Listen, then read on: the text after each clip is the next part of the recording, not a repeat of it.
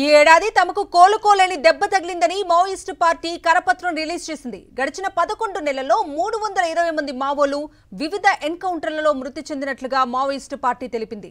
జాతీయ కార్యదర్శి నంబాల కేశవరావుతో సహా 8 మంది కేంద్ర కమిటీ సభ్యులు మృతి చెందినట్లుగా కరపత్రంలో చెప్పారు. నంబాల హిడ్మా మృతి మావోయిస్టు పార్టీకి భారీ దెబ్బ అని పేర్కొన్నారు.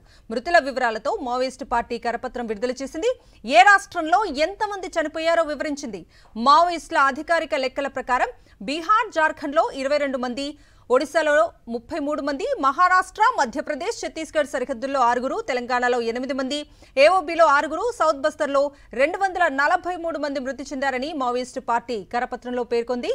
73 మంది ఏసీఎం, 116 మంది పార్టీ సభ్యులు, 13 పీఎల్జీఏ సభ్యులు, 33 మంది స్థానిక జన నిర్మాణ సభ్యులు మృతి చెందారని తెలిపారు. మిగతా 37 క్యాడర్ల గురించి కేంద్ర కమిటీ వద్ద సమాచారం లేదని కరపత్రంలో పేర్కొన్నారు. పొలిట్ బ్యూరో సభ్యుడు, ప్రధాన కార్యదర్శి బసవరాజు ఎన్కౌంటర్ సంస్థకు తీరని లోటు అని అంగీకరించారు.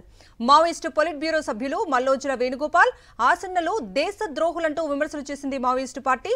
వారి నేతృత్వంలో 299 మంది లొంగిపోయినట్లుగా తెలిపింది.